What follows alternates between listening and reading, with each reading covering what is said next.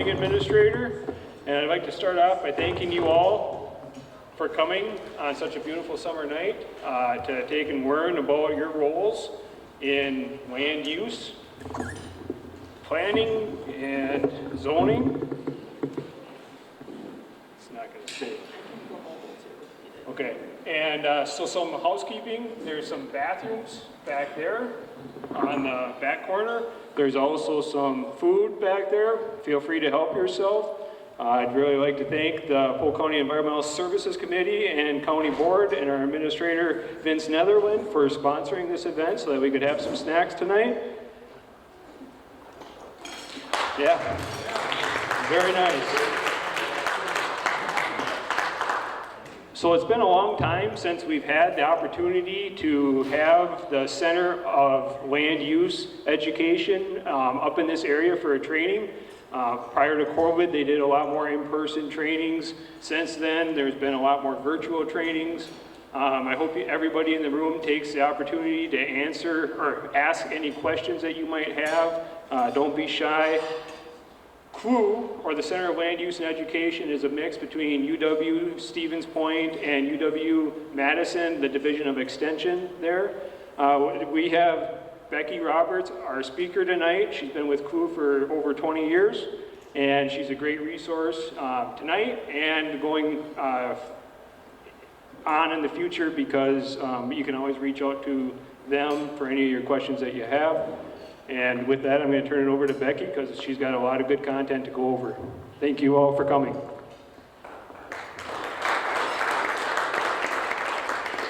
Thank you, Jason. Thank you all for attending tonight as well. Before we get started, I want to make sure, did everybody grab a handout when you came in? If not, raise your hand and we can get one out to you. For those of you who might be tech savvy or want to review the presentation either tonight on a smartphone, tablet, or after the presentation, I want to point out that the second slide in your handout includes a QR code on the top right. You can use your smartphone to just snap an image of that and it'll take you right to a webinar or a workshop resources page. And there's also a web link that will take you there as well. Unfortunately, before I printed the handout, I had the wrong link in there. So you need to add the word resources to the link that you see in your packet. So it's resources with a capital R. If you do visit that website, you will find a copy of the PowerPoint presentation tonight in full screen mode in a PDF. There's also some graphic handouts that you may want to bring back and share with your community. They're just little bits of reminders about some of the major tools and decisions that you make. There's a copy of the Plan Commission and Zoning Board handbooks, and there's some additional training resources on that page for you as well. So, before we get started, I appreciate the size of this group, but it's maybe a little bit large to do individual introductions. So maybe we can start with just a show of hands. I'm curious to know, what is your role in local government? And I understand oftentimes in local government we wear many hats. So if I could just see a show of hands, how many of you serve on your elected governing body? So your county board, village board, city council. All right, that was a huge number. How many of you serve on your plan commission? Or at the county level, this is oftentimes called the Planning and Zoning Committee or something similar. All right, so I can tell already many of you serve on both. How many of you serve on a zoning board of adjustment or zoning board of appeals? Okay. How about staff? And this can include planning and zoning staff, maybe a clerk, administrator, any attorneys in the group. All right, so thank you all for attending. Those are all really important roles that we play in serving our local governments. All right, so some of the key takeaways for tonight, I want to introduce you to a number of tools. The three primary tools that most of you are using are the comprehensive plan, the subdivision ordinance, and the zoning ordinance. And then I was asked to delve into certain decisions related to the zoning ordinance, because that is one of the tools that you probably apply on a more frequent basis within your communities. So we'll be talking about the difference between permitted and conditional uses. We'll be talking about rezones.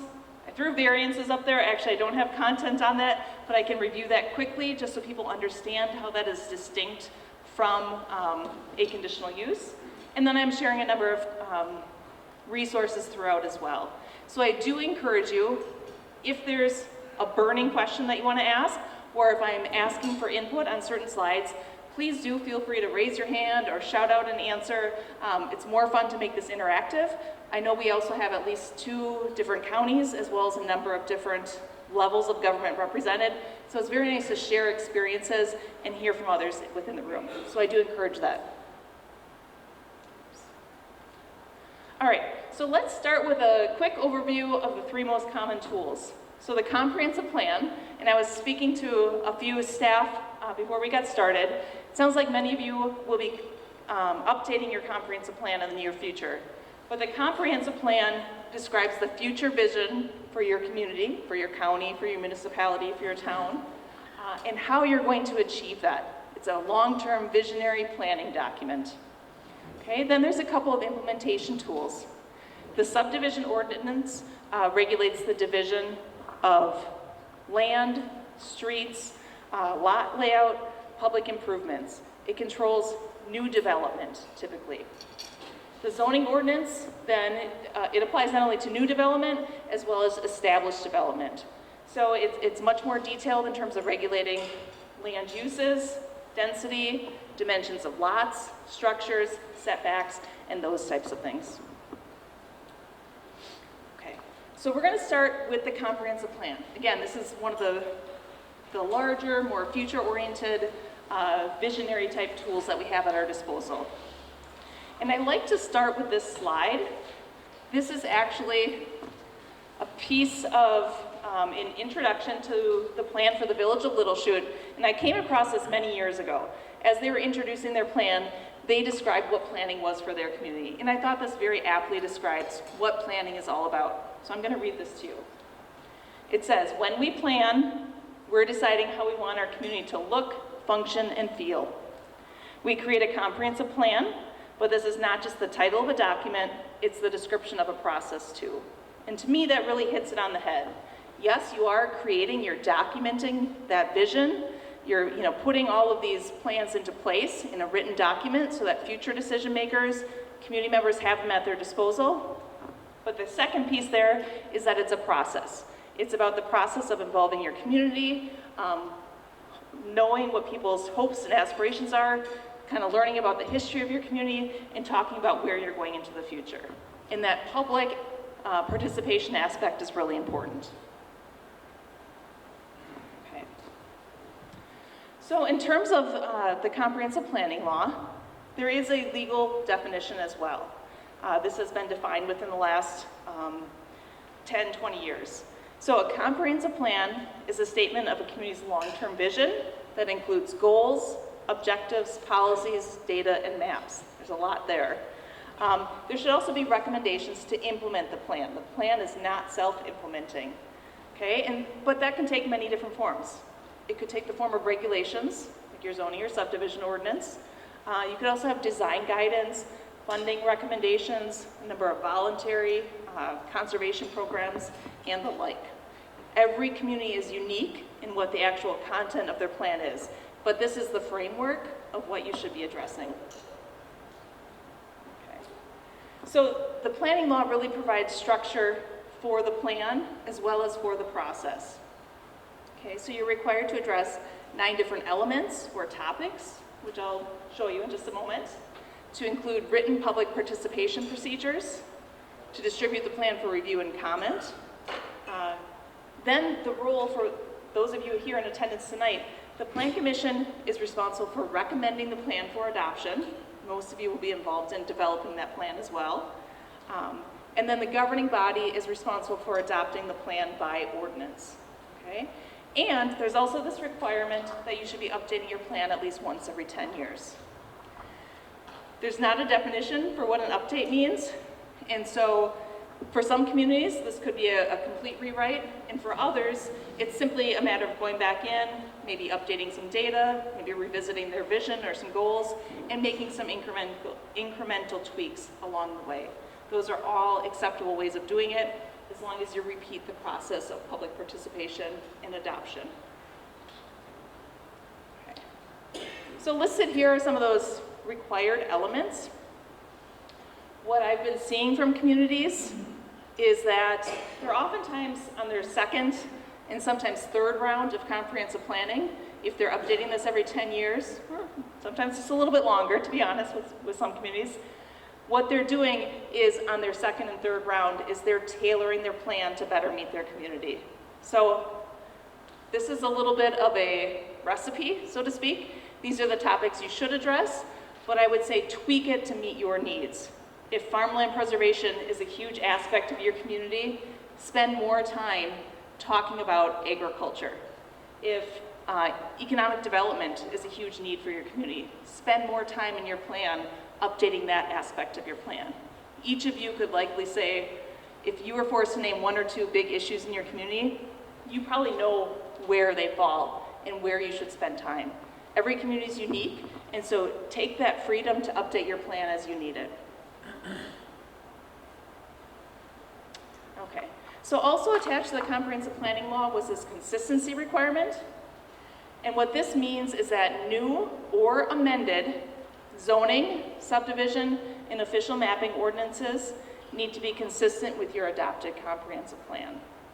Okay? So there's not technically a requirement that every community have a comprehensive plan, but if you exercise one of those three tools, when you update those ordinances, they should be consistent with the plan.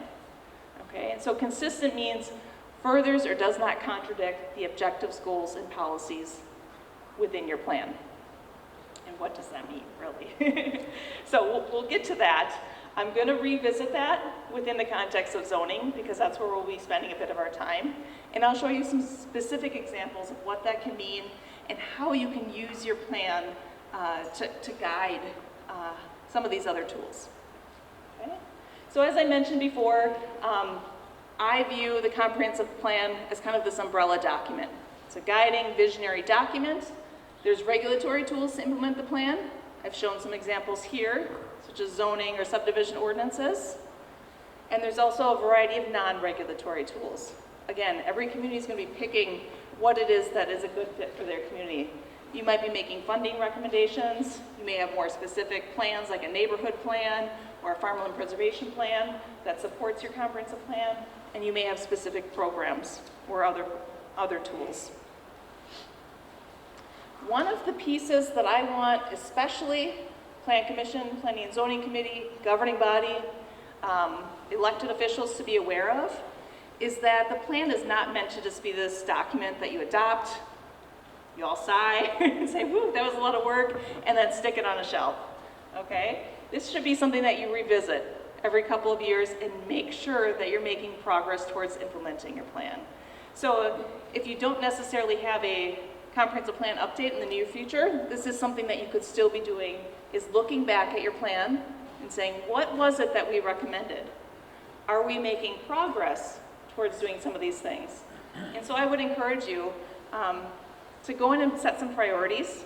A lot of times there's a copious amount of recommendations within a plan, and you can't implement everything. So what are your top priorities? Could you pick 10 things or 5 things? Some really near-term high priorities that you could focus in on, and then start to identify what's your timeline, what are your resources, who needs to work on this. I think that will be a very valuable and achievable thing for you to be thinking about.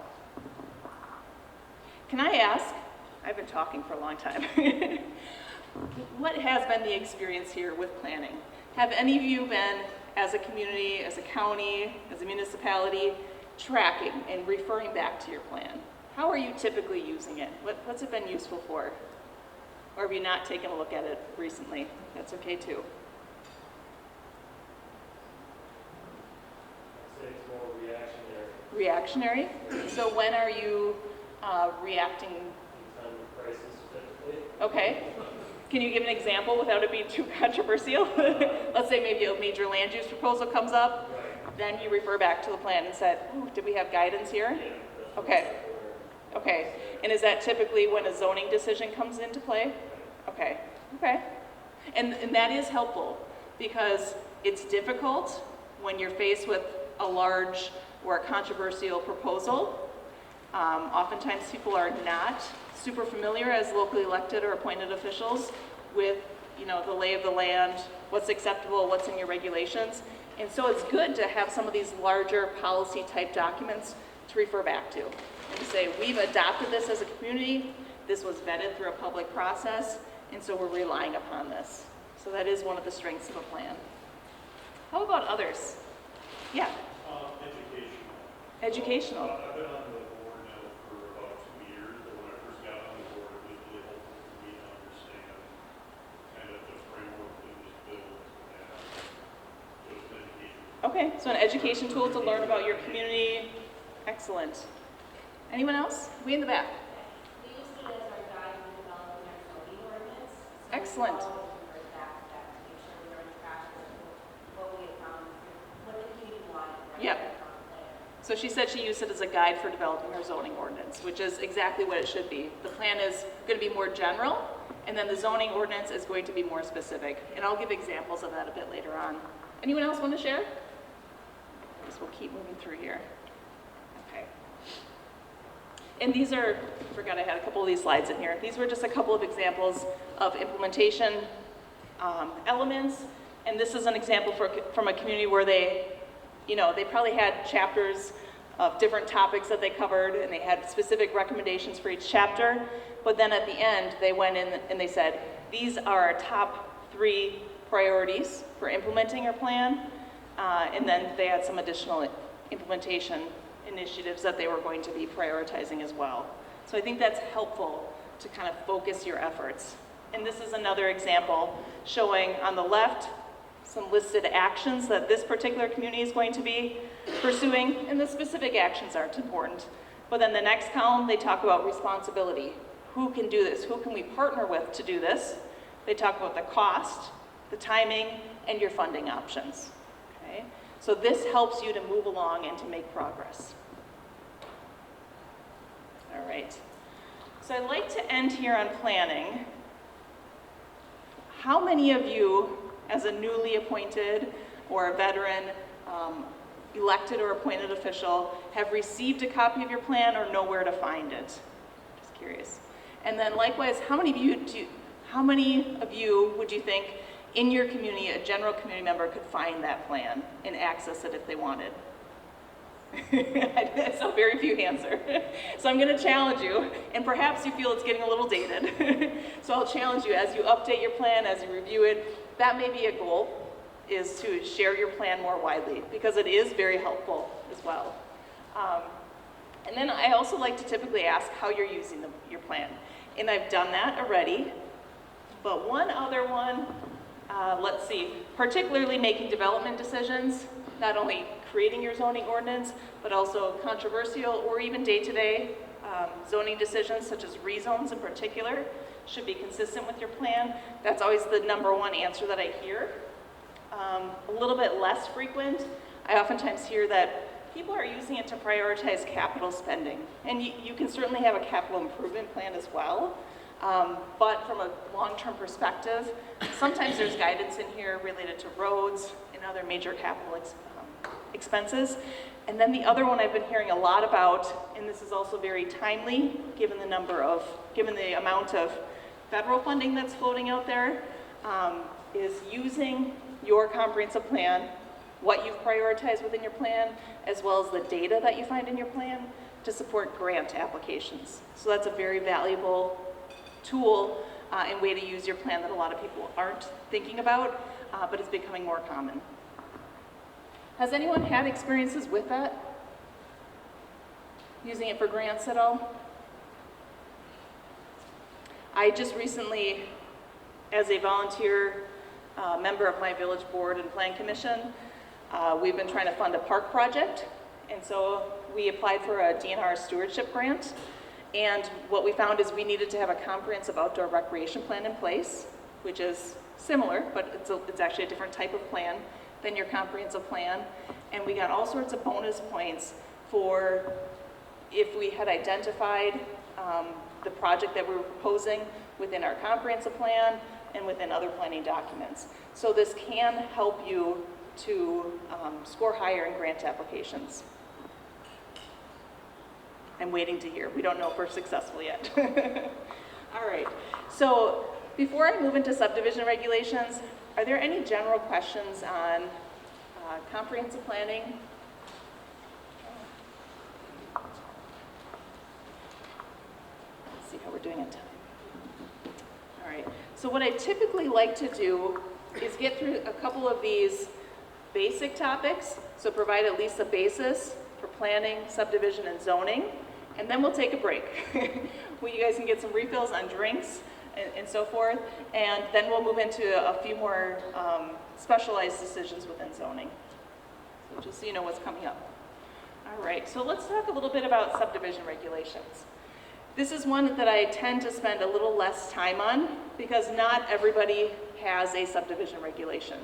The majority of counties do, and then I'd say about half and half of towns do, probably a fair number, maybe 80% of municipalities do. But the purpose of this tool is it's a legal process, really, for dividing land and recording land for eventual development, okay?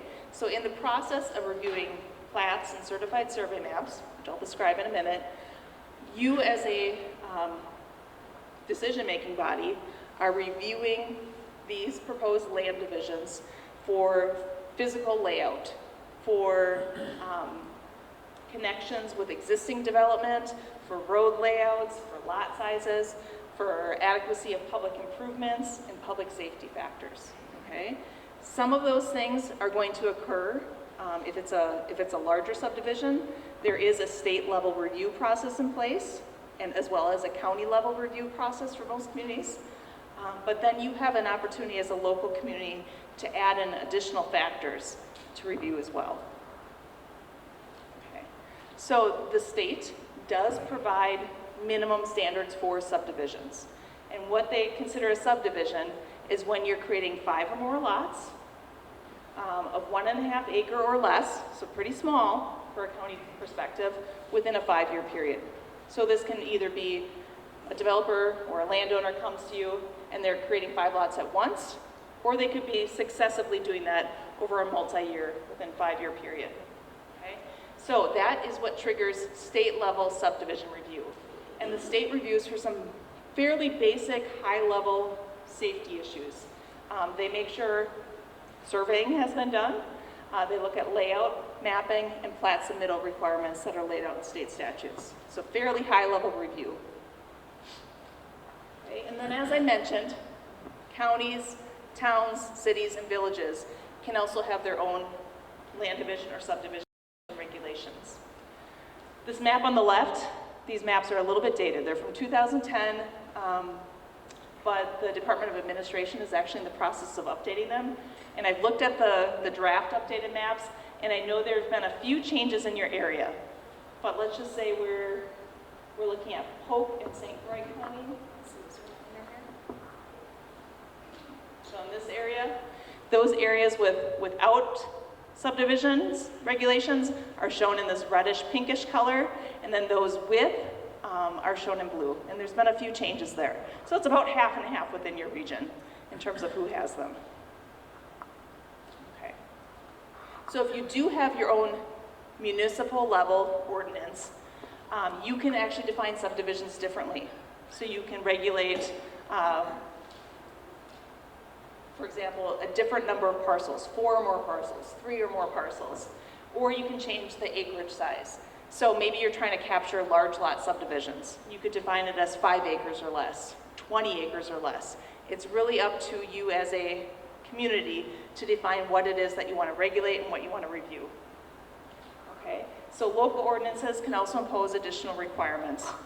For example, they could require public improvements. There's not a requirement like that at the state level. Okay? So potentially, there could be multiple levels of government reviewing subdivision plats. When that happens, the most protective or restrictive provision applies. So let's say something comes up for, under the state definition of a subdivision, state regulations apply, county regulations apply, and you could also have, a town ordinance that has one aspect that's a little bit more restrictive. So that particular provision would apply. So if you wanted to go above and beyond what the county is regulating, you could do that as a town or a municipality. All right, so some typical standards or requirements that you'll see in these ordinances would be related to roads. You could have a road ordinance as well. Sewer and water, fire hydrants, drainage, sidewalks, street signs, lighting, and so forth. Those are all things that you could include locally. Okay. I'm not going to go into a ton of detail here, but just so that you're conversant with the terminology, if you hear the word plat, that simply means a map of a subdivision. Okay? And if you hear the term certified survey map, okay, in contrast to plat review, that's where you have that state-defined subdivision, 5 or more parcels, 1.5 acre or less within a 5-year period. Anything that's smaller than that goes through an expedited process where you're required to create a certified survey map. Okay? So if they don't meet the state or local definition of a subdivision, you can simply survey it, monument it, and map it by a professional land surveyor, and file it with the county register of deeds. Okay? You may require that these things still come to you as a governing body, and there's a requirement that you act within 90 days or they're automatically approved. Okay? All right, so who does what in this process? And this is where I'll conclude on subdivisions. Again, for those of you who serve on the Plan Commission, subdivision plats must be referred to the Plan Commission for a review and recommendation. The governing body could choose to delegate either preliminary or final plat approval to the Plan Commission, or they could reserve that for themselves. The one exception is if there is a final plat that dedicates streets, highways, or other lands, then the governing body must approve it. All right, so any questions on the general rule of the subdivision regulation? I'm going to ask again with a show of hands, how many of you think you have a local land division or subdivision ordinance in place? Okay, so I'm seeing about maybe a little over half, and that's pretty consistent with that map I showed. So if you have questions on subdivisions, and again, you know, it might be every 2 years, every 5 years, where something's happening in your community. This is not something that's happening every day. I do recommend that you reach out and look at the platting manual that's provided by the Department of Administration. That is always the most up-to-date source of information, and they update it every few months, especially if there's ever any legislative changes or case law interpretations. You can see that they've dated different chapters within the platting manual, so you can know if they've made any updates. Right. So I think I actually skipped some of these questions. Unless, if you guys don't have any additional questions on subdivisions, I would just encourage you, if perhaps you're a little bit uncertain whether or not you have a subdivision ordinance in place, is go find that out and see what your role is in that process. Again, this is something, for a lot of more rural communities, they're not dealing with this on a very frequent basis. Okay. All right, so with that, let's jump into zoning. And I'm just going to do a little introduction to zoning, and then I think we'll take a break as well, so you can stretch out and process if you have any questions. All right, so I'll use this, though, as a point to reflect on why do we have zoning. And I would like to hear from those of you in attendance. Some of you are veterans and have been working with zoning for 20 years, and some of you might be new to this. But I'm curious, why do you think we have zoning? Who wants to be brave and answer that? Yeah. Okay, to have a say. Okay, to have a say in your community, how it looks. Good. Okay. All right. To ensure a mix of different land uses, such as residential and commercial. That's good. What else? Mm-hmm. I view it as a way to prevent some, it is a way to prevent, or a way to dissuade Okay, so it's a way to dissuade, I like your word there, from development that you may not want.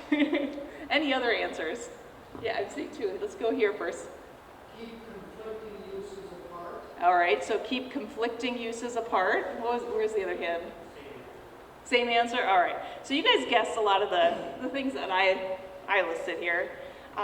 So zoning is just one of the tools at your disposal. It's a regulatory tool, certainly. But it can help you to achieve community goals, such as, you'll see this listed in every single zoning ordinance, ensuring public health, safety, and welfare. That's the legal basis for zoning. It can also assist with natural resources protection. Sometimes we have specialized forms of zoning, such as shoreline zoning. Can assist with community character and to a certain extent aesthetics. It can also help to protect public and private investments, to set reasonable rules for how development should occur. A lot of those answers that you all provided, I think, are very good ones. All right, so let's take a peek at the status of zoning statewide. Okay. So again, this map is being updated, and I know that there's actually a few changes in your general region. I think we're all mostly here from Polk and St. Croix County, and I think there have been a couple of changes, particularly at the town level, where either someone added to county zoning or perhaps a town pulled out of county zoning. But at the county level, all counties have at least shoreland and wetland zoning. Many counties also have general zoning that applies within unincorporated areas. When that does happen for general zoning, that applies countywide, it's really a partnership between the county and the towns. Okay, the towns initially need to agree to adopt county zoning. Okay. Actually, floodplain zoning is the other thing that counties are required to administer as well. Okay. At the town level, towns can choose to opt in to county zoning. They can also choose to have their own town zoning ordinances. And there's certainly also some counties that choose not to have zoning at all. Okay, that is a valid choice as well. And then for cities and villages, I would say most cities and villages have adopted general zoning. Okay? Some of them have also adopted extraterritorial zoning, which extends 1.5 to 3 miles beyond their boundaries. Much less common. And they may also have shoreline or floodplain zoning, which may be required, for example, if they've been issued floodplain maps by the state, by the DNR. Okay. So any questions on the status of zoning? How many of you here would say you are either a county or town that has county zoning? Okay. How many of you would have town administered zoning? Any examples here? Just a handful. And then how many municipalities, cities or villages that have their own zoning? Okay. Is there anyone who's unzoned? Where you think you might be? One, all right. So are you here to learn about how to become zoned, or you just want to say, okay, all you idiots, what are you doing? All right. So those are all absolutely valid choices. Okay. So as I mentioned, I talked about general zoning, which applies community-wide. Okay, it's not just within a shoreline zone, but it's where you're zoning all areas within your community, where you create special districts that might allow for residential, or for commercial, or for mixed uses, and so forth. Okay. In addition to general zoning, we also have some specialized forms of zoning. Okay. Examples of that I've already mentioned will be shoreline zoning or floodplain zoning. Some communities have chosen to create overlay districts around their wells, so they have special wellhead protection districts. Likewise, you could do that for an airport approach zone, in historic neighborhoods, bluffs and steep slopes. That's a little bit more common in western Wisconsin. And then you can also have farmland preservation zoning. And of course, there's probably some examples I am not even aware of. But sometimes these are special regulations that apply on top of your base zoning districts. So in addition to maybe being located in a residential district, you could also be located within a floodplain zoning area or a shoreland area. So when that happens, you need to follow both requirements. How do you get a historic overlay designation? That would be up to the local community. Oftentimes, they will adopt a separate ordinance outside of zoning, and you can even do this to a certain extent without zoning. But typically, they're doing that if there's properties that have been listed on the state or national historic register, and then they can sometimes include neighborhood areas around that. The state of Wisconsin has a historic preservation, I think they call it division, I could be wrong about that. They would be a good resource to reach out to for examples of ordinances and how to go about that process of doing that. So if you can't find that person, reach out to me and I can help put you in contact with them as well. It's not super common, but there are certainly some communities in Wisconsin that have done that. Any other questions on these specialized forms of zoning? Otherwise, what I will be mostly focusing in is how general zoning operates. All right, I think I already did this one already. I'll figure out who has what type of zoning. All right, so there's two elements to a zoning ordinance. We have our map, which is shown on the left, okay, and those are some crazy colors for a zoning map, but it gets the point across that you may have these different zoning districts, such as residential, commercial, industrial, conservancy, airport, etc. Okay, in addition to the map, you also have the text of the ordinance. Okay, this is where the meat of the regulations lie.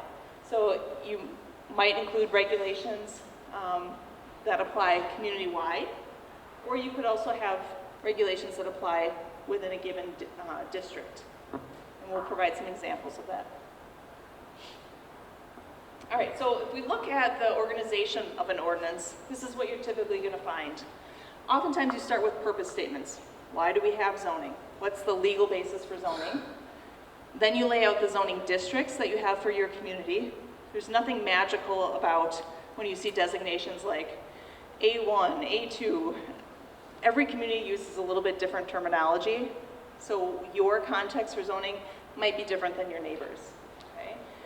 Within those districts, you're going to be listing allowed uses, typically permitted uses, conditional uses, and sometimes prohibited uses. You may also have dimensional standards for lots, for structures, etc., as well as development standards, and then administrative procedures. So that part lays out who does what, okay? How do you seek approval for a simple zoning permit? How do you apply for a conditional use permit? Who's responsible for making that decision? Those types of things. Okay. So I do want to spend a moment on purpose statements because those have become more important over time. I'll talk a little bit about some fairly recent changes to conditional use permits where the purpose statement has gained importance. So why do we include this here? It's to provide justification for your regulations, to let future decision makers know why you have zoning, what the legal basis is, and it's also if your regulation is ever being interpreted by the courts because there was an appeal, they could also look at the purpose statements to help interpret and apply your regulations. So there is importance here. You will oftentimes find purpose statements at the beginning of the ordinance. You may also find them for specific districts, or you could even find them associated with smaller aspects, such as when you're describing conditional use permits. All right. Then we have zoning districts, and this is a fairly urban example I pulled here, but you can see there's oftentimes a number or lettering system that goes along with some of your different districts, but typically the bigger districts, and you can have various numbers of districts within these categories, but would be residential or commercial or mixed use, etc. Again, nothing magical about the name or the number associated with that. That's up to your community to create those things. Oftentimes, we look to neighboring communities and say, hey, that's a good district, let's grab some of that language. Or maybe there are model ordinances, so you will see similarities between communities, but you have the ability to change and to tweak things to fit your community. Okay. All right, so then within any given district, you also have uses. This is an example from a town center, is what they call their district. So they had a list of permitted uses, bakeries, barber shops, bike shops, etc. It's fairly prescriptive. You can actually, many communities are going towards a, what are they calling it? Basically, I think of it like a drop-down menu, where they're kind of listing land use categories that are appropriate, and then they're only dropping down and talking about specific uses if for some reason they're listed as a conditional use or as a prohibited use, or if there's some specific regulations associated with them. Actually, they call that a use classification system. Okay. Then in addition, we have dimensional standards. So things like lot dimensions, setbacks, lot coverage, height, and so forth, as well as development standards, and this could include things like fencing, lighting, signage, parking. All of those things can oftentimes be included in your ordinance. Okay, and again, some examples of administrative procedures. I'd say a growing number of communities are either including flow charts and graphics within their ordinance or as kind of a cheat sheet or explainer documents that they can hand out when someone comes into your zoning office to learn about how to navigate the zoning process. And I recommend that because it makes it really much more user-friendly than a very text-based ordinance. Okay. So these are a few of the common zoning decisions that you should be conversant with as an elected official or as a plan commission member. Permitted and conditional uses, which we'll go into in just a moment. Know at least what a variance is. Unless you serve on the Zoning Board of Adjustment or Zoning Board of Appeals, that's not your job to decide them, but you should know what they are. Rezones or zoning amendments, which we'll talk more about, as well as what happens if your decision is appealed. And that's called an administrative appeal. All right, so why don't we're almost halfway through here, and this is where we really start to get into some of the meat when we talk about conditional uses. Would you guys like to take a quick break now, or do you want me to get a little bit into conditional uses and then we can break? How are you feeling? Keep going a little bit, I'm seeing this? Okay. I'll stop for sure after conditional uses. This is a little bit bigger topic. Let me grab it first. I'll allow myself.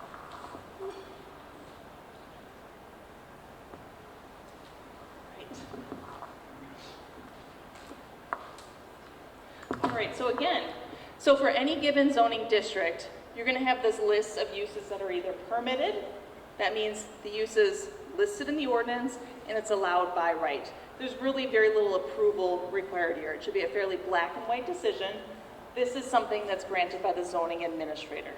Okay, so as a elected official or an appointed official, you're probably not even seeing this aspect being administered unless perhaps you're in a town and you're required to help administer the ordinance yourself. Okay? So I use this stoplight analogy. Permitted uses are like the green light. Absolutely, go ahead, you can do that. You may need a zoning permit or you may need a building permit, but it's allowed by right. Okay? No questions asked. Conditional uses would be a second category.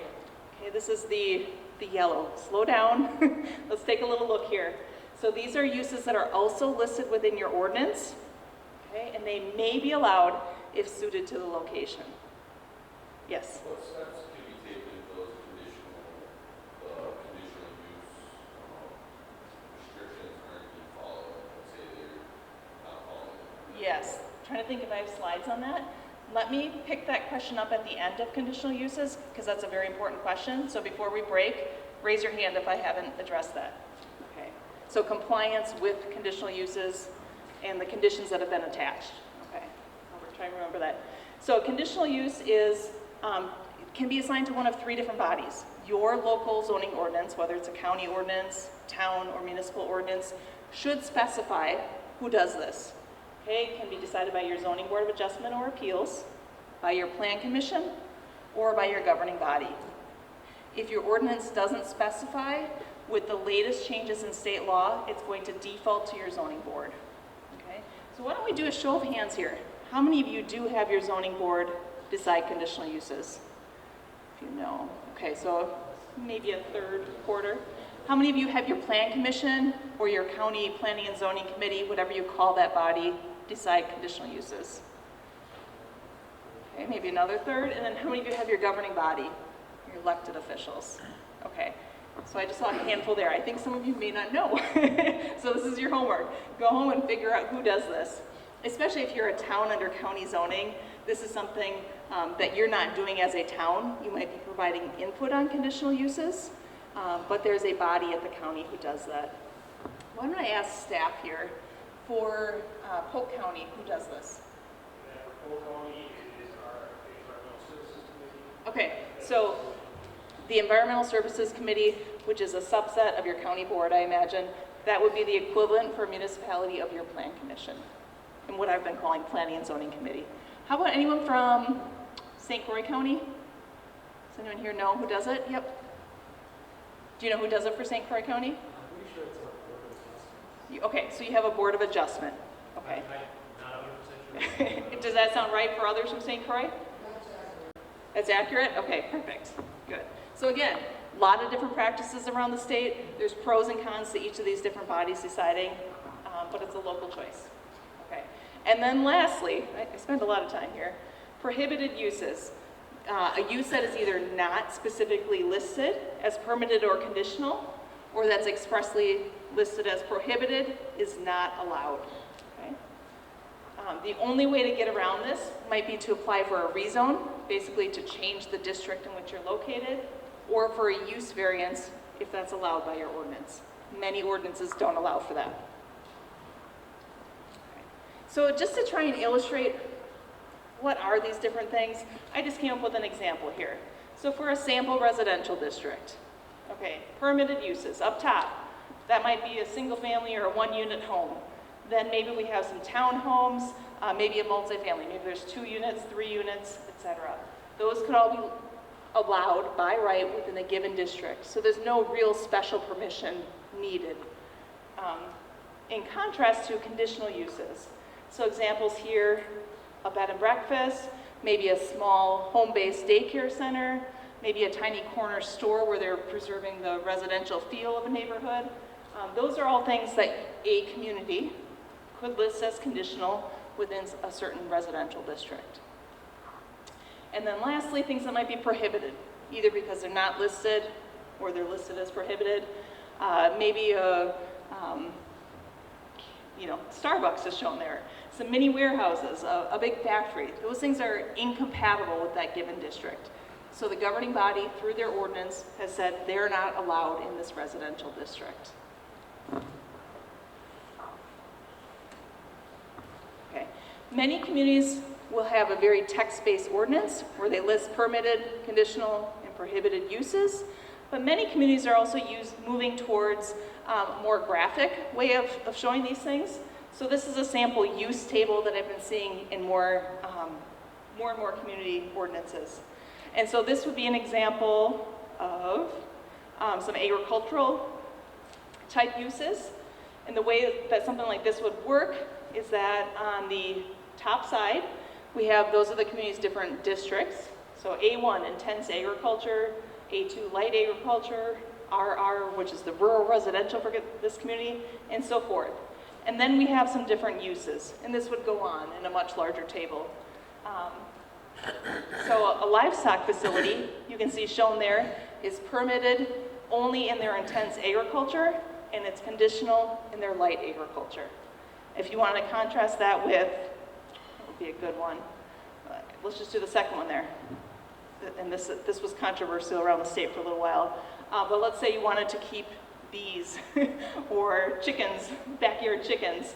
Where is that allowed? Okay, so it's allowed in both of their egg districts, it's allowed in their rural residential, and then it's conditional within their 2 residential districts.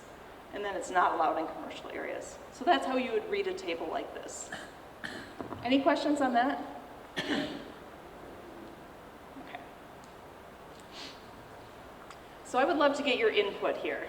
For those of you who are maybe a little bit more seasoned veterans for zoning, what types of conditional uses are maybe more common and or controversial in your community? Yeah. Campgrounds, that's been very controversial in this state, so you're not alone. How about others? Gravel pits, also very common. All types of quarrying activities. What else?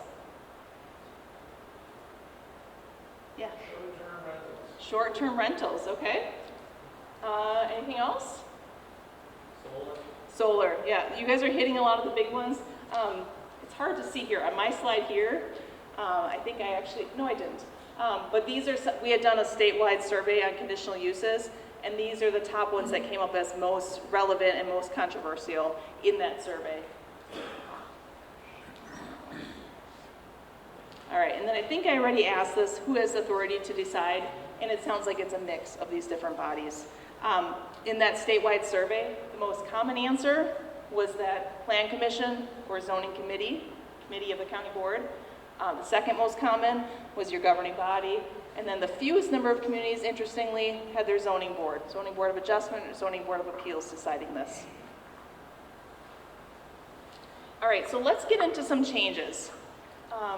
This used to be new law, right? But it was in 2017, so this is getting a little bit older, and a lot of communities have already reacted to this by updating their ordinances. But I do want to go through what the law changes were. Okay?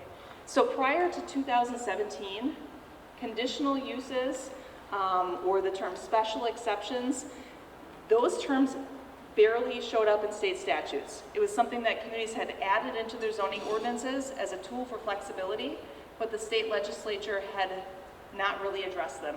They simply said the zoning board has authority to do this, but they didn't prescribe any rules. And so different communities diverged around the state in terms of how they were handling them, until a very controversial Supreme Court decision came up in 2017, and then the state legislature decided to create rules for conditional uses. Okay? So these, I've listed the statute number. If you're a kind of person who likes to read statutes before bedtime, you can use those to go look up statutes, but I will provide a summary of them as well. Okay, so the definition now for a conditional use is a use allowed under a conditional use permit, a special exception, or other special zoning permission. And it actually goes on to say, except it's distinct from a variance. Okay? So there's now a process where you need to have a Class 2 notice and a public hearing when you're deciding conditional uses. Okay? If you're not currently doing that, update your process and update your ordinance. Okay, so as always, your ordinance should list specific uses that are allowed in each district, as well as measurable criteria for judging the application on a conditional use permit. Okay, so you may have general criteria or you may have very specific criteria. You at least need criteria. You still have the ability, based on some court cases that have continued to look at this, to either grant or deny a permit based on the ability of that particular application to meet the ordinance standards. If they can't meet the standards you've laid out in your ordinance, you do have the ability to deny the permit application. You may attach reasonable conditions. Again, but if you do attach conditions, they need to somehow relate to your ordinance purpose, okay? Or be listed in the ordinance up front. That's acceptable as well. There's a bit more of an onus on both the local government as well as the applicant to provide substantial evidence supporting their decision, okay? So you can't just come in and say, yeah, we allow this, or yeah, I can meet that criteria. You need to provide facts and evidence showing what the criteria are and how they can meet them, okay? Then this is the kicker that makes people a little bit nervous. If an applicant meets or agrees to meet all requirements found in your ordinance, as well as conditions attached by the zoning board or other decision-making body, the local government must grant the conditional use. Okay, this sounds contradictory to what I said above, but that does still hold true. Okay, if they cannot meet the ordinance standards, you can deny a conditional use permit. Okay, but if they meet the ordinance standards and they can clearly meet the conditions attached, then you must grant it. Okay? So this is a discretionary decision, but you're held to a higher standard to make sure that it's based upon your ordinance. Any questions on that? This was, for some communities, this is exactly how they were operating with conditional uses. And for others, they were very, we'll say, free-flowing. They may not have had very specific criteria in their ordinance. It was just the best judgment of, the elected governing body at the time, or of the Plan Commission. So this is very different for some communities. For others, it's just a continuation. Okay. So one thing that's important now is this term substantial evidence. And what that means is facts and information. And this came out of that court case. It's not just merely personal preferences or speculation about a project, but it's something that you can corroborate, something that's factual, information that you would consider professional and unbiased. And the facts and information should directly pertain to the requirements and conditions that the applicant must meet. Okay. From a court perspective, they would look to this reasonable person test. Maybe not would the judge decide the same thing, but could a reasonable person accept this information to support your conclusion? Mm-hmm. Can you define a reasonable person? And this from the gentleman without zoning too, I'll point out. That was you, right? I can't define it. There are some court cases that probably do point towards this. The takeaway that I would say you should have here is that document, document, document, okay? If you're issuing a decision, restate these are the criteria in our ordinance. This is the evidence that we collected. This is why we feel they can meet it or why they cannot meet it. And then list the specific standards they can't meet if you're choosing not to grant something. That, I think, is a rationale that a reasonable person could follow, okay? So you don't have to have a written decision.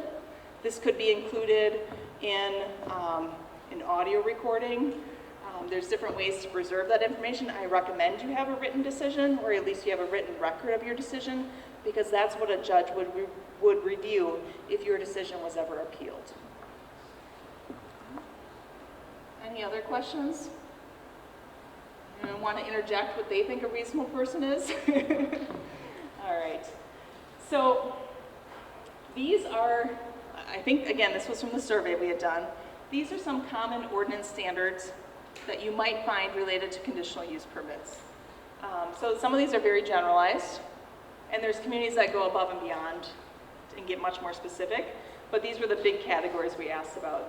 So things like no harm to public health or safety, compatible with surrounding uses, site access, traffic safety, consistent with your comprehensive plan, adequate utilities and public facilities, drainage and stormwater management, things like that. Those are things that are fairly easy to measure, and you could get more specific guidance in your ordinance. When we get down to some of these bottom ones, neighborhood character, property values, aesthetics, those become a little difficult to measure and to apply. Sometimes they're a little bit more subjective. So what I do recommend, if you haven't done this recently, especially since the law changed, is take a look at what your ordinance standards are related to conditional use permits and make sure that you could measure them and apply them, and that most people who would look at them would probably apply them in the same way.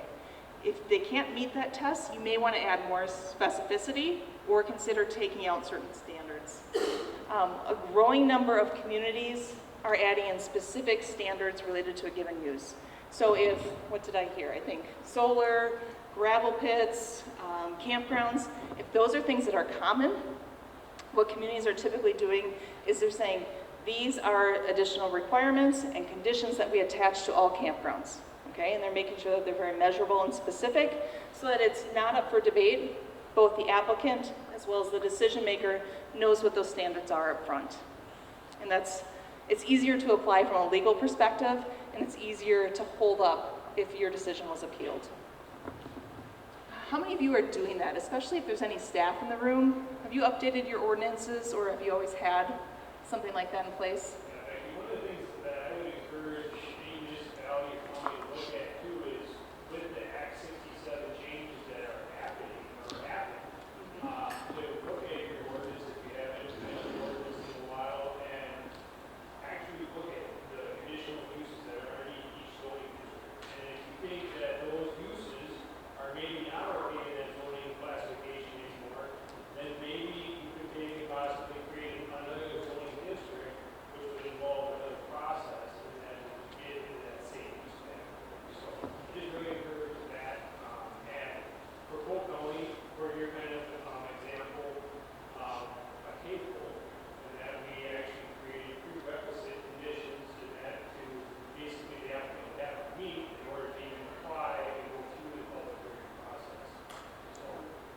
Similar to what Jason was saying, is some communities are removing certain conditional uses from a large number of districts and including them only in a certain district, or they may even require a rezone for some of those much more controversial issues. Yeah. So, if MISDOT changes their ordinances and it affects other entities that are under the ordinance, I mean, how does the process work there? Yeah, so when you change an ordinance, first of all, that's a legislative decision, meaning it's something that needs to be done by your governing body, typically with input from your plan commission, okay? It's not just the zoning board or the plan commission who gets to change it. It's a rezone or a zoning amendment. But then how does it apply to previous properties? If there was a previous property that was allowed by conditional use permit, for example, or simple permitted use, land use permit, etc., those properties are all allowed to continue, okay?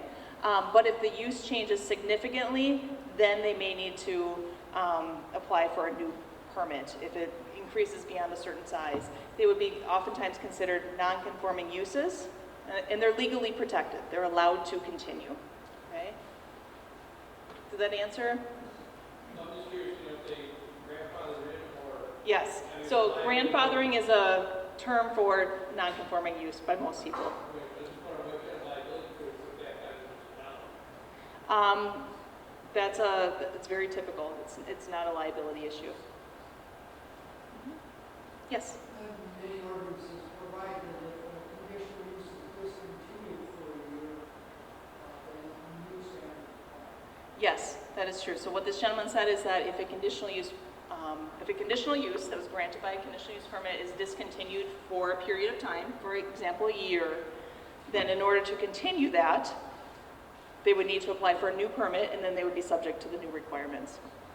And actually, let me come back to your question, because there was a court case where a community did change the ordinance standards, and so there was a use that had been allowed by conditional use permit, and they wanted to expand, and the community denied that new use or that expansion. And what the court found is that that current use became a non-conforming use, and they were allowed to continue as currently operating. And the municipality could no longer apply the conditions that they had attached to the original condition because they changed the ordinance. So they were allowed to continue as is. And if they did want to expand, they would still need that new conditional use permit. And that's when they would have the opportunity to attach new conditions. But they could just continue doing the same thing that they wanted otherwise. All right. Oops, I've already advanced here. So some of these zoning decisions, particularly conditional uses, can get confusing, not only for local elected and appointed officials, but for applicants as well. So I think it's very helpful to go in and tweak your ordinance to make things as clear as possible, but then also to develop accompanying forms, explainers that would go out with an application form, for example. This is an example from Opaka County, and at the county level, I know most communities are very good about having similar materials.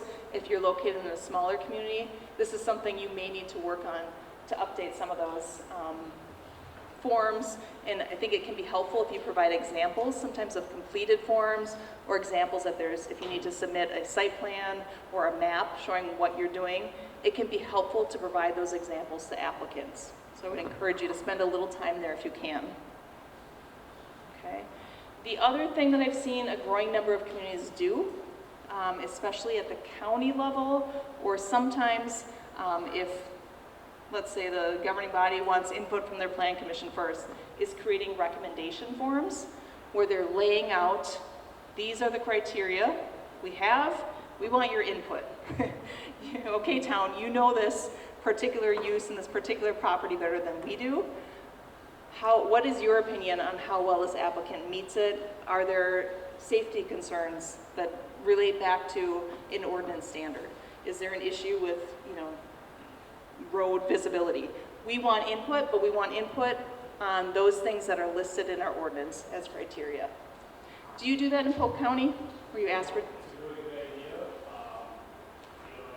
And that would get towns and Yeah. Yeah. Ultimately, it still is the county decision, but it can be helpful to seek that input up front. And I will say, there are certain counties where they've said, it's not a county decision. We're going to follow what the town says, assuming they're meeting the ordinance standards. All right. And then another thing, again, this is hit or miss by community, staff reports. Is that something you do in Polk County at all? Do you provide a staff report to your Environmental Services Committee? Okay. We typically provide findings of fact, and then a summary of conclusions of law, and Yep. then a suggestion for recommendation after the whole process is completed. So it is public involvement. Yeah. So again, staff reports are more common at the county level and probably municipal level if they have staff who are able to do this. It can be helpful to, again, document what are our criteria, what are our findings, how did they meet those criteria, and also provide a recommendation. Some counties actually don't want a recommendation, some counties do. That's a personal preference that you can choose. But it can be very helpful.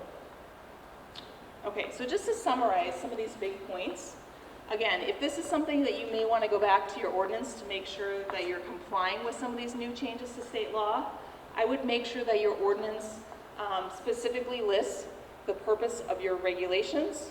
And in some cases, you may want to have those added purpose statements for different districts or for conditional use, your conditional use section.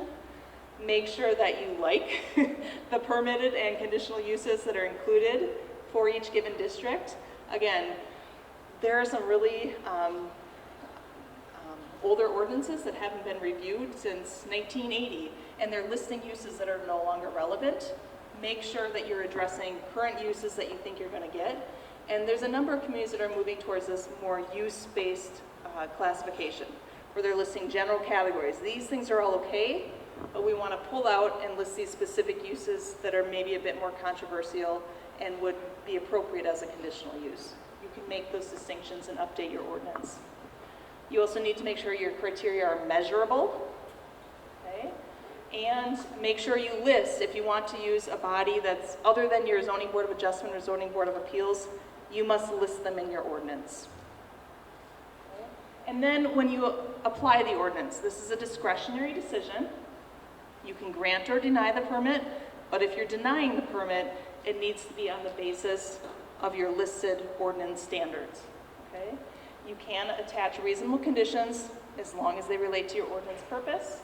And then one other thing I hadn't listed before, this is also new with Act 67, conditions may limit permit duration, transfer, or renewal, okay? So that's an added ability that's been clarified. All right, so I think that is where I ended with conditional uses. Remind me of your question. So if conditions are not being followed, what are your options? Yeah, how do you enforce them? Yeah. So take, for instance, we have one instance in our village where someone was didn't meet the standards of conditional use, and someone had left the premise for over a year, so it couldn't be used as a rental property anymore. Okay. They did not prove substantial evidence. Okay. Pretty much stayed there, and they're still there. Yeah. So I heard two things. Is one is they discontinued the use for a while. So check to see if your ordinance has a repeal, for example. You know, does this transfer, does this continue, or does it have a statement saying that this permit no longer follows the property if they've discontinued it for a year? That would be a good place to start.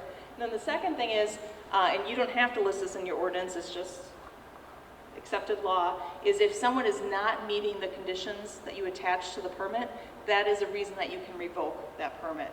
You should go through a legal process to do that, where you're documenting evidence, following your ordinance for how you might enforce that.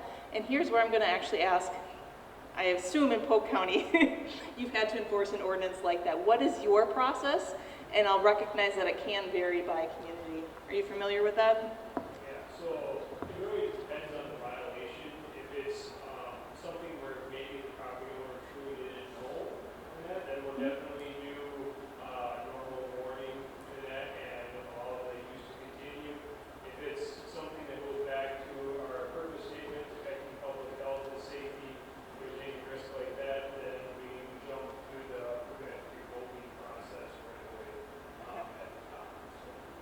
And is that something handled through small claims court, through your county corporation council? Every county does it a little different, that's why I'm asking. Our zoning, Jason would be the one to You're initiate doing the the initial. investigation, and then there's a due process Yep. to challenge Yeah. that decision. So for a village, I would suggest talking, if you have a attorney that you work with on a somewhat regular basis, checking with them to see what your ordinance provides for enforcement, and there may be a very clear process. Yeah, we issue a cease and desist, That's, and it's still. yeah, sometimes it can get lengthy. And if that goes on, then if we have citation authority, that's another option, or filing some complaint. Yeah. This would be another opportunity. But I would add that a few years back, conditional uses and variances were run with the land, and now it has changed to allow communities to be able to put time limits, so that you're only approving a CUP for 5 years, for example, or maybe you have a review in 1 or 2 years. So if you don't have that written in there, it might be something to consider in that in the future. Yes, you should either list that in your ordinance, and I would also highly recommend that you list that as a condition of your permit as well. So, and the other thing I would recommend doing is consider attaching it to the deed for the property, so that there's a legal paperwork trail that you can follow, so that anyone who purchases that property also knows what rules apply. Did that somewhat answer your question? It's a direction. Good, It's good. somewhat a direction. All right. Well, this would maybe be a good point. We're at 7:15, so we have another 45 minutes. Why don't we take, let's take a 10, 15-minute break here, and I'll call you back, but I'm hoping there's still a little bit of food. If not, there's some water, or use the restroom, and we'll come back. Found a seat. What I'm going to wrap up with then tonight is talking about rezones and zoning amendments. Just recapping a little bit of how to make defensible land use decisions and what your role is, legislative versus a quasi-judicial capacity when you're making different types of decisions. But I'm curious, did any of you have specific questions that came up while you were at break that you'd like for me to try to incorporate within those topics or address at the end? Or related to what we've covered already? Okay, and if nothing comes to mind now, feel free to ask at the end. And also feel free to reach out to me towards the very end. I'll include my contact information. The easiest way to reach me is by email. Sometimes after a workshop, there's a little bit of a rush of questions, so it might take me just a bit of time to respond. But feel free to do that. I'm a statewide resource. Certainly also work with, if you have county planning and zoning staff or municipal staff, work through them as well. But we are available for questions. All right, so one of your roles, oh yes. Is this PowerPoint going to be downloadable?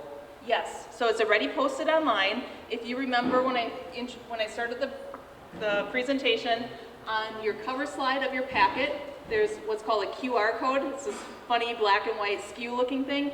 You can take a photo of that, or if you add the word resources to that website, that's where you're going to find a copy of the PowerPoint, okay? If you can't find it, call me or email me, and I'll help you find it. All right, so as an elected official, as a member of your governing body, as well as a member of your plan commission or your zoning committee, I'm forgetting, it was an environmental services committee, is that what you call it? You are responsible for making recommendations on, or actually making the decision related to changing your ordinance. Okay, there's two different types of changes to your ordinance. I talked about how there is a map and there's text. You can change either one. Okay, so a text amendment is typically a change to your district regulations, such as allowed uses, setbacks, etc. So this could be a change that applies to your entire community, or it could be a change that you apply to a given district. You can also have a map amendment. This is a change to district boundaries, particularly when this applies to one parcel or a smaller area of land. A lot of people call this a rezone. Okay, so a map amendment or a map change is typically called a rezone. Again, when you're completely updating your ordinance, you may have some wholesale changes to what districts you have, where they're located, etc. You may not call that a rezone, but it's the same concept and the same process. Okay, both of these types of changes, a change to the ordinance, are legislative decisions. Okay, again, the final decision is made by your elected body, typically with input from your plan commission or other recommending body. The criteria, in contrast to what I just went over for conditional uses, where you must specifically list the criteria, are a little bit wider for legislative decisions. These decisions must be reasonable and constitutional. They should be consistent with your comprehensive plan. And some communities have gone to the extent where they've listed some basic rezoning criteria that they choose to follow as part of their ordinance. So they add standards. For many communities, especially when we're talking about a rezone of an individual parcel, that can be very helpful to have those criteria right in front of you. So these are some examples where communities have added rezoning standards. This is oftentimes the type of language that they might use. So again, they'll point out that the amendment, that the rezone needs to be consistent with their plan, may not be detrimental to the property in the immediate vicinity or the community as a whole. So this gets into the compatibility of land uses. No significant negative impact on the ability to provide adequate services or public facilities. No adverse impacts on natural environment, and they could get more specific. Air, water, noise, stormwater, soils, wildlife, etc. Okay?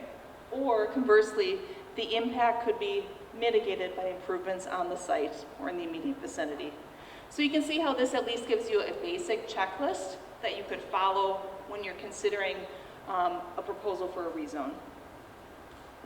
And again, there could already be a lot of this guidance provided in your plan as well, and I'll give some examples of that. All right, so laid out here, gosh, all my gray boxes that went around these things have disappeared with this particular projection tonight, but these are supposed to be discrete boxes. So the rezone process typically works by starting with a petition for an ordinance amendment. Okay, that could come from an individual landowner, or you could also have, this could be initiated by staff, or the county board might seek to rezone or change the map boundaries. Okay? Next step would be notice of a public hearing, and if you're a county with towns participating under county zoning, you are also required to provide notice to affected towns. Okay? Next would be a public hearing on your map or text amendment. Then, this is where the local government officials come into play. Your plan commission or zoning committee, whatever you call it, would be making a recommendation to the county board, or it could be your plan commission to your city council or village board. The governing body would vote to modify, adopt, or deny the proposal. And lastly, the amendment goes into effect and is published. Okay. So for towns under county zoning, a couple of things I want to point out. I did mention that county and town zoning is a partnership. Towns need to agree to be within county zoning, and then they're typically in it for a while. But there are some opportunities where they actually have what's called veto authority. What I recommend before you have to get to that veto authority is that you ask for input from the towns. It just makes for a much smoother process, and they are oftentimes much more familiar with the given property, circumstances related to it. I had provided you with examples of a town recommendation form earlier. I recommend using something like that or putting some sort of process in place. So that blue step there that I have there is recommended, is that the towns provide a recommendation to the county, preferably before the public hearing, so that you can react to it if needed. Okay, then it comes into some of the legal steps. The county does not always necessarily need to follow what the town recommends. So within 10 days of the public hearing, legally, towns have the ability to object to changes to general zoning. So this does not include shoreline, wetland, or floodplain zoning, but general zoning. If a town disapproves, the zoning committee must revise the proposal or recommend denial. And then lastly, let's say they revise the proposal and it continues to move on. Within 40 days of that final county vote, if a majority of affected towns disapprove That's what's called veto authority. The amendment does not go into effect. The towns have the ability to block that decision. So again, it's easier to know what the town concerns are up front, so you don't have to go into this, what can be a controversial process. So I've talked to some counties where towns exercise veto authority quite frequently, and I've talked to others where a staff member has said, you know, in 30 years of working here, it's unheard of. It doesn't happen. So this varies quite a bit around the state. Okay. So if you happen to be a town providing input to the county, here's a few things that I recommend doing. Look to your comprehensive plan. You may have a town comprehensive plan. If you don't, you may be relying upon the county comprehensive plan. So look to see how that rezone proposal is consistent with the plan, or perhaps contrary to the plan, and document that. That would be good factual information to pass on to the county. Next, look to see if there's any rezoning standards in your ordinance. If the county has it, and I'm going to ask you, does Polk County have any rezone standards? You do not. Okay. For St. Croix, do you know if the St. Croix has any rezone standards? And you may not. It's not all counties do. But again, base your recommendations on those standards if you can. And again, provide facts and information, not just your yes or no or just your opinions. Why would this be difficult to, or problematic to approve? Or perhaps why do you support it? Okay, I do recommend, there's a lot of different processes that counties have for interacting with towns, but I do recommend you have a discussion about what that process is up front so that towns know how to provide input if they want to. And then this is another sample recommendation form. You can find some examples. I think we have a few in our Plan Commission handbook. You can also use good old trusty Google searches to look for town recommendation form, zoning, something of that nature. And there's a number of examples out there. Okay. So let's talk a little bit about consistency. I've mentioned this several times throughout the presentation that newly adopted ordinances or revised zoning ordinances need to be consistent with an adopted comprehensive plan. That means a rezone, an individual parcel where you change the district, should be consistent with your comprehensive plan. Okay? So, how might that play out? And this can play out in different ways in different communities. First, I want to kind of come back to the idea of the comprehensive plan being this larger visionary kind of umbrella document that guides generally future land use within your community. It's a plan. It's adopted by ordinance, but it's not an ordinance in and of itself. You need to implement it through other tools, such as the zoning ordinance. So when you look into each of these documents, what might you find? On the left, I have some, aspects of a plan. Future-oriented, it has all this inventory and data, kind of generalized future land use maps, other maps, visions, goals, objectives, policies. It's fairly general in nature in comparison to a zoning ordinance. In contrast, the zoning ordinance is regulatory. It's force of law that applies today, and you're going to have much more detailed regulations about the height of structures, the uses allowed, density, setback. You oftentimes don't have that same level of detail in your plan. Okay? And then you're going to have that zoning map with detailed zoning districts. So how do you move from one to the other to gain guidance from the plan and to know what is consistent or not? I'm going to give you some examples of that. All right, so let's say we have a rezone example. What's a recent rezone example from your community? Maybe you had a agricultural parcel, and they're proposing a subdivision. What's your, a gravel pit? Okay. So they're actually needing to rezone to an entirely new district for that? Certain area for a certain amount of time. Okay. Was it by conditional use permit, perhaps? Pardon me? Was it by conditional use permit for your gravel pit? Yes. Okay, so we don't want a conditional use permit. Let's just talk about a rezone. So I'll make one up. So let's say you have a certain farmland or agricultural district, and maybe it's near the edge of some other development. So you want to rezone it to a residential use, okay? So let's just imagine that's the change. You can imagine a different change within your community. So how would you determine if that's consistent? Okay, first, we look to our future land use map found in the plan. And you say, is that a given growth area? Is that indicated for residential in the future? Then you would look to the text of your comprehensive plan. Maybe it's not shown on the map, but your plan talks about how those uses are going to change over time. That would be another way that would support consistency. And then you make that determination. If it is consistent, you can recommend approval. Okay, and I would cite how it is consistent if there was contradictory information on both your map versus your text.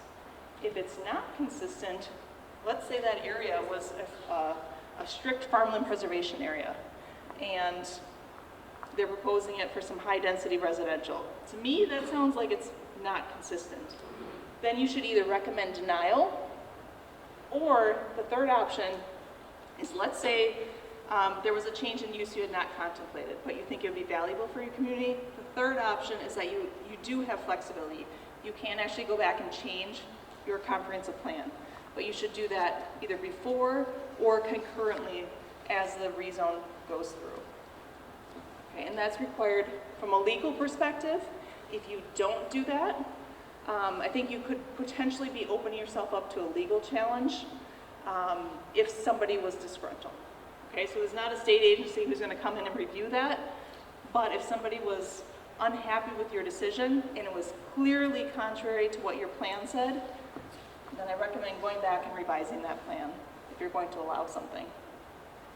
All right, so let's look from a mapping perspective what that might look like. I've got some examples that give some fairly clear guidance, and some examples that are a little bit more urban in nature, and I've got some examples that are intentionally more general in nature, and as well as I have some examples that are a bit more rural in nature. So hopefully you can find something in here that might represent your community or an approach your community might like to take. Okay, so this is the future land use map for a village. So it's a village of Mount Horeb. They are a growing community. This is what you would find in their plan. Okay? So what I want to point to are these two areas. This would be an area, actually let me also figure out the color. But let's just say these dotted lines, actually I think it's this one here. This is their current village boundaries, and then this area. They're also planning for some areas outside of their community where they're anticipating growth, okay? So this particular area here is one of those growth areas where it's located in the town or the county, and there's a text annotation, which I'm gonna zoom in on in a moment, likewise for over here. So this is that top left part of the map, okay? And so in this future development area, you can pretend you're the town decision maker or the county decision maker. I think they actually have a boundary agreement with the surrounding towns here. So I presume that they've agreed upon this. But what they've said as guidance within their plan is and I'll summarize here, basically development of this area is conditioned on the improvement of a new north-south collector road. So let's pretend that this was previously your agricultural area, and now you're proposing residential, or you're proposing mixed use. Okay? If you are this decision maker, and you get this rezone that comes before you, what would be your thought process? Would you approve this? Would you not? What needs to be in place? The road, okay. So you can say, all right, maybe this is the road here. Is this road in place? Let's say it's not. Then what would you think of? Condition that it be developed. What's that? That the road will be developed as part of the development of that property. Okay, so is the developer going to provide that road? Let's say not. You can maybe then look, do you have a capital improvement plan or a road improvement plan that specifies that road will be developed in the next 3 to 5 years? If you do, then maybe this is ripe for development. Maybe it's appropriate to rezone. But if you don't, and there's no way to pay for that road, perhaps this is something that you would say is inconsistent and is not appropriate for rezoning at this point in time. Okay? So can you see how that would guide consistency and would help guide your land use decisions? So I'll zip over, this is the top right part of the map, and it's very similar guidance that they have. Okay, here they said development of this area is constrained by utility capacity. So they limit gross density, so the number of units per area, to just over 2 dwelling units per acre, unless alternative utility arrangements are made. Okay, so you could go through the same thought process there. Okay, do we have utility capacity to serve this area? If not, we can't rezone it to this higher density use.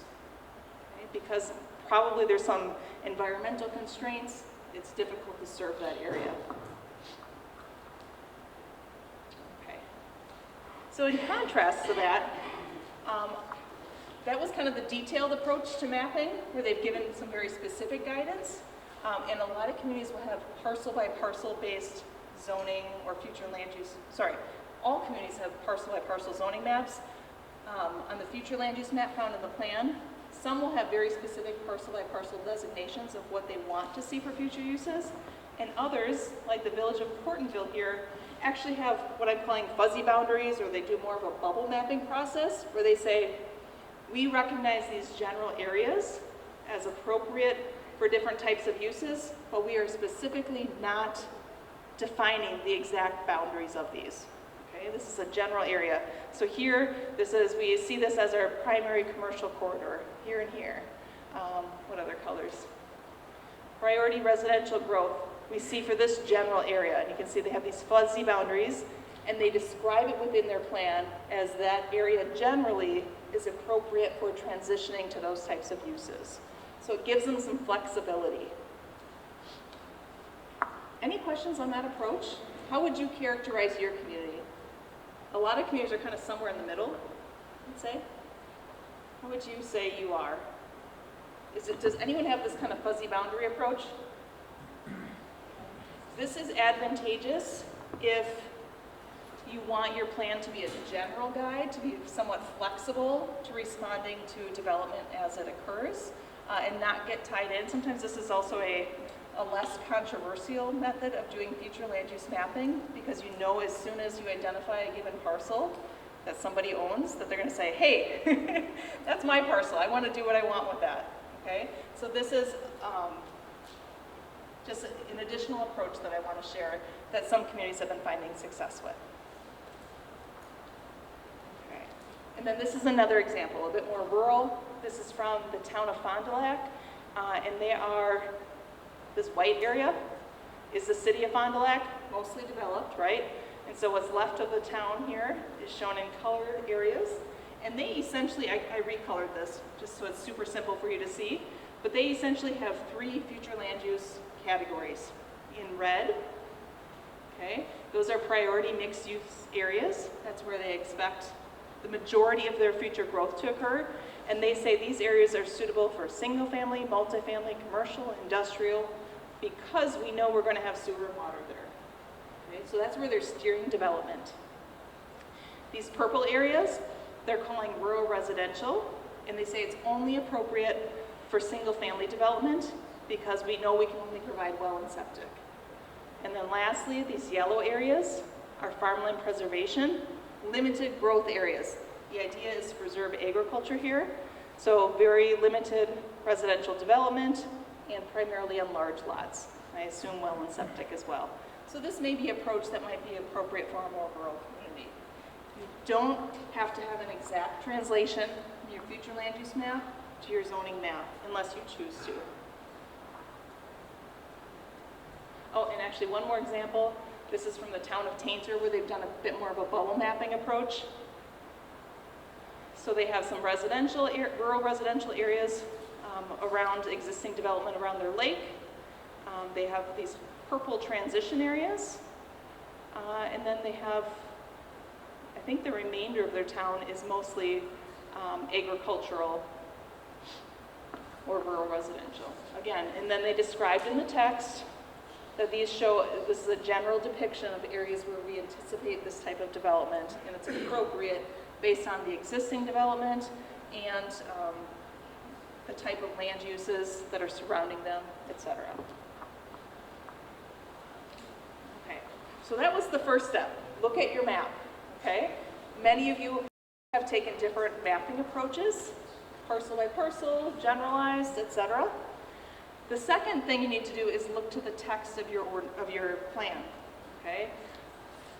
Sometimes there's good guidance there, sometimes there's not. This is an example from a village in DeForest where they actually, I call this a consistency matrix. And so they've provided some added detail to help translate from their future land use map to their zoning ordinance. So on the left, these are future land use categories that would be shown on their map. And on the top, there's a general description of what they want there. Then they have typical implementing zoning districts. So for this for this commercial area, they say 1, 2, 3, they have 4 different zoning districts that are compatible. They're all consistent. They're all possibilities. They list a general lot size or density, and then they have some development policies, and I find this to be very helpful. So in this example, they say time rezoning to when public sanitary sewer and water services are available and a specific development proposal is offered. Okay? So they're talking about utility constraints. We need to have sewer and water in place before we rezone to one of these commercial districts. And we're not just going to go ahead and rezone now. We need to make sure that we have a development proposal on the table that's been offered, so they're ready to move forward with it. All right, so can you guys see how this might be helpful? So early on I asked, how often do you use your plan? What is it useful for? And someone suggested that this is helpful when specific land use proposals come forward, especially if they're controversial. So you can always look back and rely upon your plan to provide that guidance if your zoning ordinance is not adequate in some ways, or to provide that big picture guidance. All right. So I just want to review a few points. A couple of things that I'd like for you to walk away with is just how to be conversant with these major zoning decisions. So we talked a lot about permitted and conditional uses. We just talked now about rezones and zoning amendments. We did not talk about variances because for most of you that's not your job, but know that a zoning variance is where you are actually relaxing an ordinance standard. This is something that may be allowed by your zoning board of adjustment or zoning board of appeals if they meet state standards. Okay, so there's a very specific process that you need to go through. It's not meant to be a general tool for ordinance flexibility. It's where there's a specific property that might be impacted to a greater extent. There's unnecessary hardship. There's unique property limitations. And so forth. There's specific standards they need to meet. Okay? And then lastly, there's administrative appeals. There is an opportunity to appeal zoning decisions. And I want you to know how to be prepared in case that happens. That's why we talked about making sure you follow your ordinance standards and making sure that you document your rationale for making decisions. Okay. So I'm going to skip through this because we're getting I have a lot of little things here. But if you want to review this, there's also an additional graphic handout online. But basically laying out changes to your ordinance are done by the governing body with input from the Plan Commission. And then conditional uses are done by one of those 3 bodies assigned in your ordinance. Okay? What I do want to point out here, though, is we primarily talked about conditional uses and zoning amendments. And for most of you here, those are 2 types of decisions that you make. But they're very different from a category perspective. One is legislative, so when you amend your ordinance, you're exercising broad discretion in making and setting policy, okay? So your ordinance, when you actually rezone a property, that's a legislative decision. In contrast to a quasi-judicial decision is when you're evaluating a specific development proposal based on your ordinance standards, okay? So there's different rules that apply, okay? I've laid this out already, but for legislative decisions, there's that broad discretion. You can involve, and you are encouraged to involve the public through broad public participation. Let's say when you're updating an ordinance or you're updating your plan. That's encouraged. In contrast, when you're making a quasi-judicial decision, such as a conditional use permit, you're actually limited to including the public in a public hearing setting, okay? So it's important that you are an impartial decision maker, that you have a public hearing process in place, and you limit your fact-finding, your decision-making, your discussion to what happens within that public hearing. Okay? Your job is to apply the ordinance as written, not to make new rules. Okay? You do have the ability to approve or deny based upon your local standards, and in many cases to attach conditions to mitigate negative impacts. Okay, so the last topic I want to end on is what happens if your decision might be appealed. Okay, you can't see my boxes here again, but typically zoning administrator or staff decisions, as well as plan commission or zoning committee decisions, are typically appealed directly to the Zoning Board of Adjustment or Board of Appeals. It's kind of like a second layer. That zoning board acts like a judge in reviewing your decision, and they have authority to rehear that decision. Okay? So examples would be maybe your conditional use permit decision is appealed. It could go to your zoning board, or maybe how staff interprets an aspect of the ordinance. That can be appealed to the zoning board, and so they can actually make that interpretation in place of staff. Then on the far right, typically governing body decisions, as well as zoning board decisions, pointing with this, are appealed directly from circuit court. From there, they can move on up. Okay? They can be accepted by the Court of Appeals, or in rare cases, by the Wisconsin Supreme Court.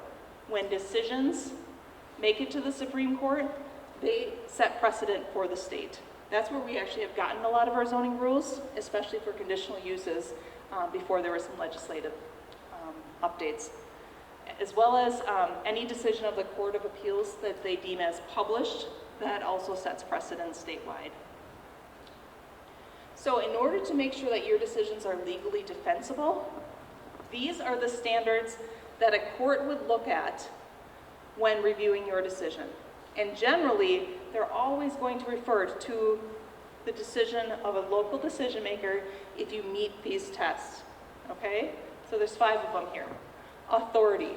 Are you empowered by state statutes or your local ordinance to decide on something? Make sure you specified who decides conditional use permits. Okay. Second, proper procedures.